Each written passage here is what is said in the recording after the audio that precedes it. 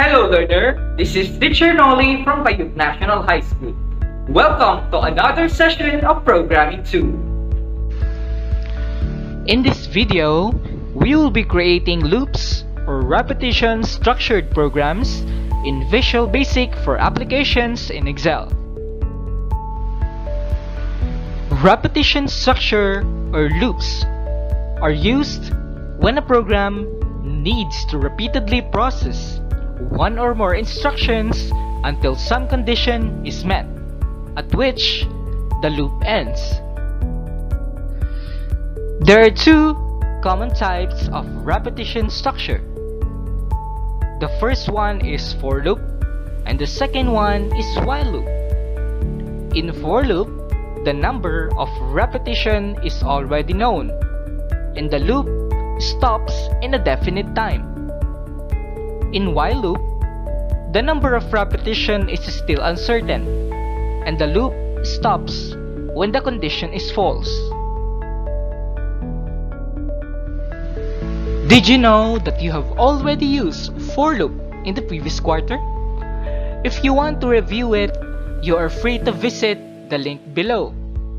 Or you may scan the QR code on the lower right part of your screen.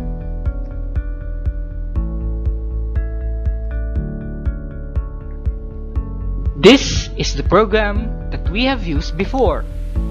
The result of this program is a list from 1 to 10. From the program alone, we are certain that the loop will be repeated 10 times because the variable counter is declared to have 10 values in the program, making this a clear example of a for loop. Maybe you are wondering, how is for loop used in this program?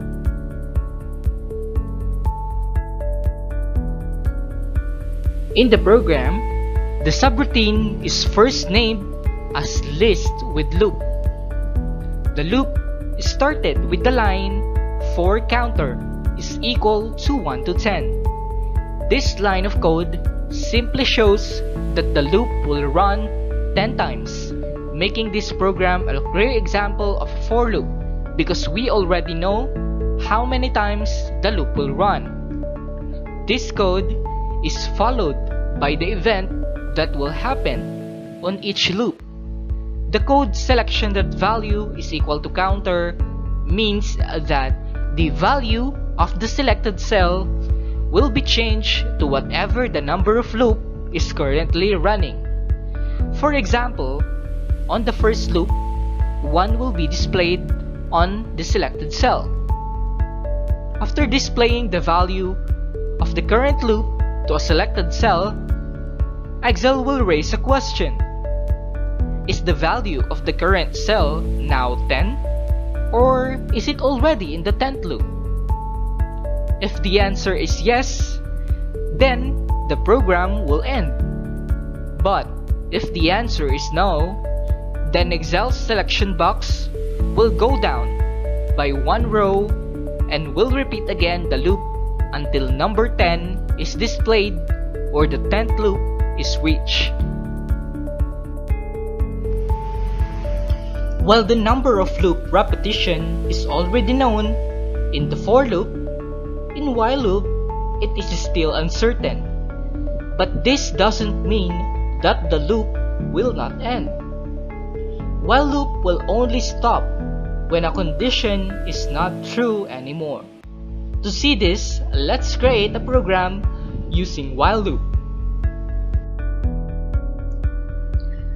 To start, get a copy of Excel Activity Sheet 2 from your teacher or create an Excel file with the following content. As you can see in the figure, we need to compute the total price of each item. The quantity of the items is given and the price of each piece of item is also indicated. To calculate the total price, the price should be multiplied by the quantity of items. What we want to do is to calculate the total price of all the items in an instant Is that possible in Excel VBA? Let's see.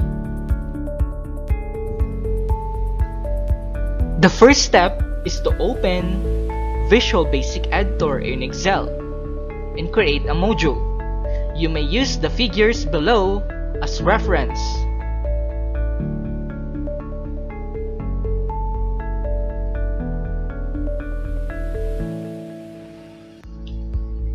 After creating a module, enter the following code in your editor.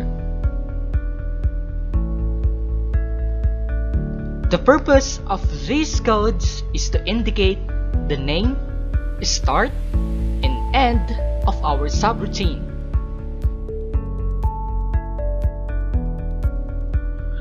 After creating a new subroutine, we can now start writing instructions for Excel. First, Excel needs to know where to start running our instructions. Looking at our Excel file, we can see that the first total price to be computed and displayed is from the item notebook. This is located in row 2. We can indicate row 2 as the starting point by entering the code R is equal to 2.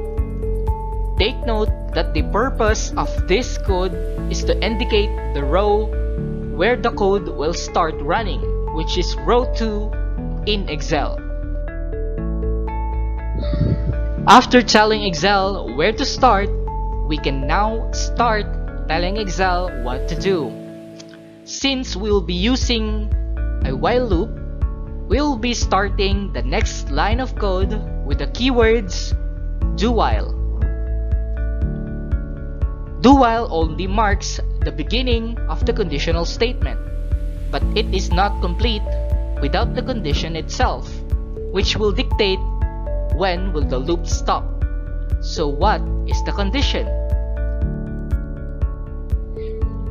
Since our objective is to compute the total price of each item, we want the computation to repeat until there is no item to be computed anymore. What we should tell Excel is to proceed with the loop while the value inside the cells in column 1 on the current row is not equal to none. To translate this into code, we will use the code cells R1 to refer to column 1 and the relational operator followed by quotation marks representing none or no value.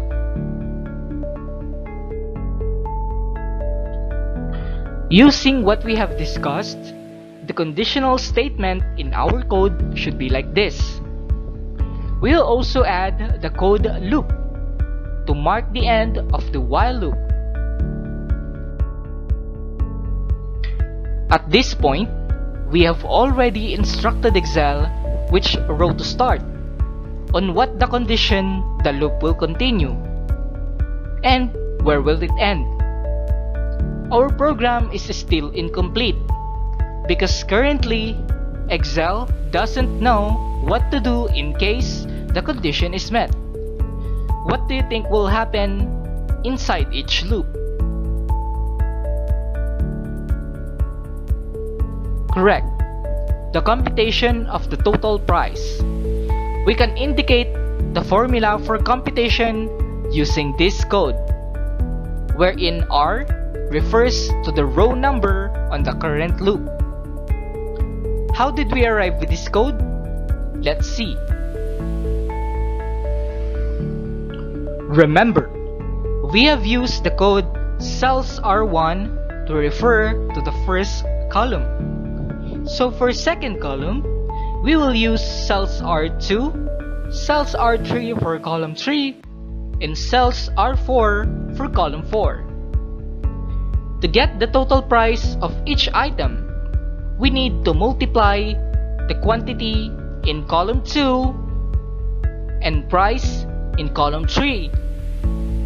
Using the cell referencing codes, we have arrived in this formula.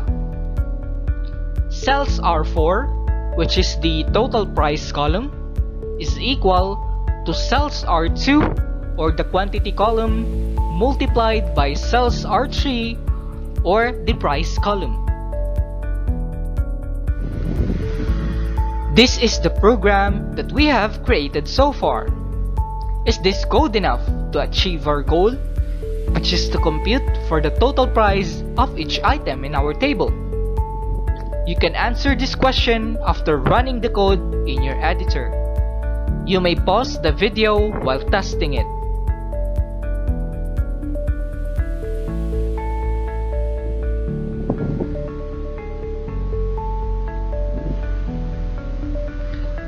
After testing the code, what's your answer? Is it a yes or a no? If you answered no, then you're correct. Let's see why. After testing the program, notice that Excel have already computed the total price of notebook. But after that, nothing followed. This is because we didn't tell Excel to go down each time an item's total price is computed. To solve it, we will introduce another formula. We will use the formula R is equal to R plus 1, wherein R represents the row numbers in Excel. This will ensure that after computing the total price of notebook in row 2, 1 will be added to the current row number, making Excel proceed to the third row. The formula will also happen again after computing the item in row 3.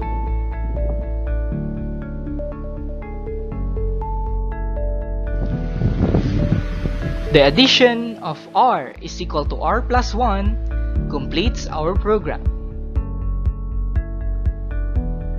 The last step is to make sure that our goal is achieved.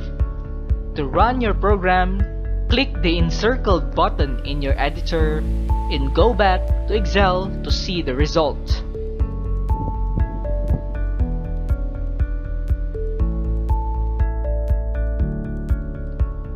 Notice that the total price of all items are now computed. Remember, we have instructed Excel to compute only if there is a value in column 1. And since there is no value in row 6, column 1, the computation stops there. Now, you might say that our program is not practical because we can just manually compute it or use a formula in Excel.